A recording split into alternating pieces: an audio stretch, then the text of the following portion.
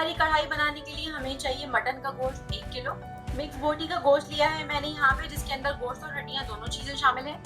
टमाटर हमें चाहिए आधा किलो।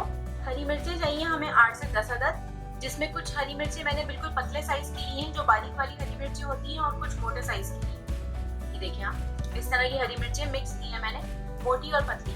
दही हमें चाहिए 1 पाव यानी कि 250 ग्राम्स, और अगर कप में आप इसको मेजर करें तो ये तकरीबन 1.5 कप निकलेगा।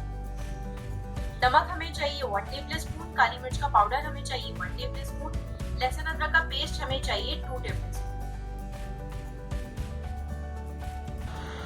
तो चलिए मटन चिकन वाली कढ़ाई बनाना शुरू करते हैं। सबसे पहले कढ़ाई में डाल दें मटन। मटन में डाल दें हाफ कप ऑयल और तेज आंच पे मटन को कर लें फ्राई। इतना फ्राई कर लें कि इसका कलर चेंज हो जाए।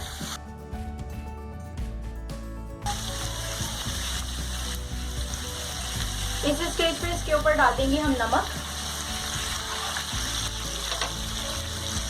सिर्फ नमक के साथ अभी हम इसे फ्राई करेंगे। यहाँ पे मैं आपको ये बताती चलूँ कि मैं बिल्कुल रेस्टोरेंट स्टाइल में शिनवारी कढ़ाई बना रही हूँ। जैसे रेस्टोरेंट वाले पकाते हैं बिल्कुल उस स्टाइल में मैं ये शिनवारी कढ़ाई आज बना रही हूँ आप लोगों के लिए।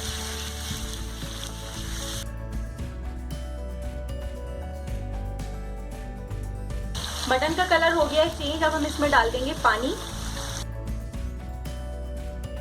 2 गिलास पानी यहाँ पे डाला है मैंने अभी।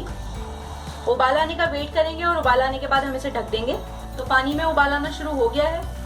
चूल्हा हल्का करके हम इसको ढक देंगे और ढककर हल्की आंच पर मटन को बिल्कुल टेंडर हो जाने तक हम पकाएंगे।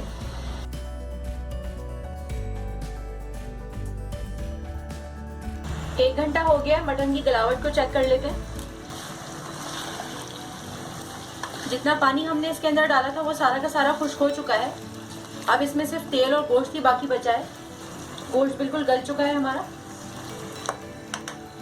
गोश्त को गलाने के बाद हम इसमें डालेंगे हरी मिर्चें, लेकिन मोटी वाली हरी मिर्चों को हम कट कर लेंगे।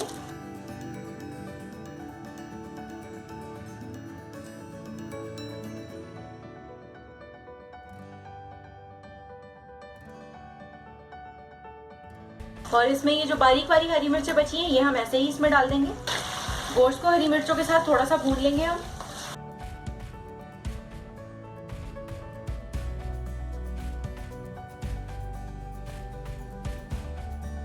गोश्त को हरी मिर्चों के साथ भूनने के बाद इसमें हम रखेंगे टमाटर। ऊपर का हिस्सा काट के बीच में से कट करके इस तरह उल्टे कर करके इसमें टमाटर रख देंगे।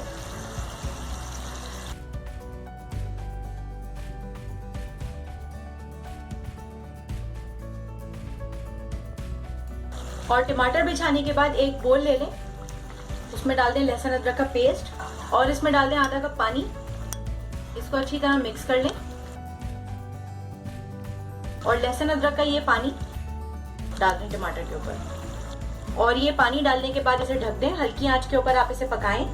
हल्की आंच के ऊपर हमें इसे पकाना है उतनी देर तक जब तक टमाटर अच्छी तरह से नरम नहीं हो जाते।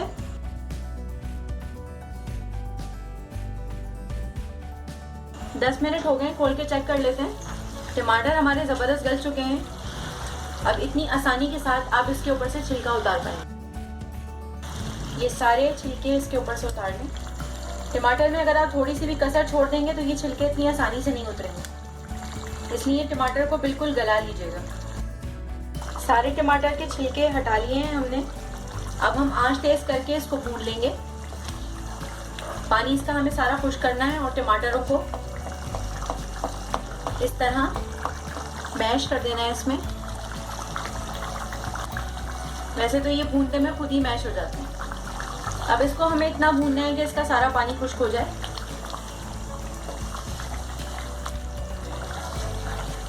टमाटर का पानी खुश्क करते में ही हम इसके अंदर डाल देंगे व्हिप किया हुआ दही। मिक्स कर लेंगे इसको।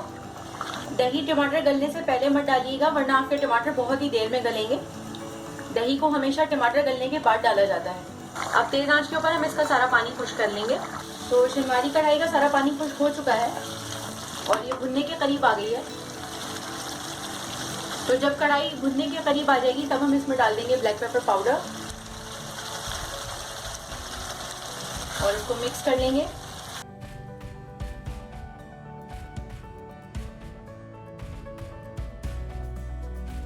तो ये बहुत ही लजीज मटन शनवारी कढ़ाई हमारी हो गई है रेडी।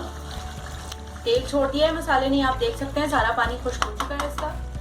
जब आपका मसाला सारा तेल छोड़ दे तो आखिर में इसको गार्निश कर लें हरी मिर्चों से और इस पे छिड़क दें ताज़ा कटा हुआ हरा धनिया और कढ़ाई में ही इसको हम सर्व करेंगे। तो ये थी हमारी बहुत ही लजीज, बहुत ही टेस्टी मटन शनवारी कढ़ाई की रेसिपी। अगर आपको ये वीडियो पसंद आए तो इस वीडियो को लाइक करें, अपने फ्रेंड्स और फैमिली के साथ भी शेयर करें, मेरे चैनल को सब्सक्राइब करें, ऑल का ऑप्शन सिलेक्ट करें ताकि मेरी हर नई आने वाली वीडियो की नोटिफिकेशन आपको मिल जाए। Thanks for watching.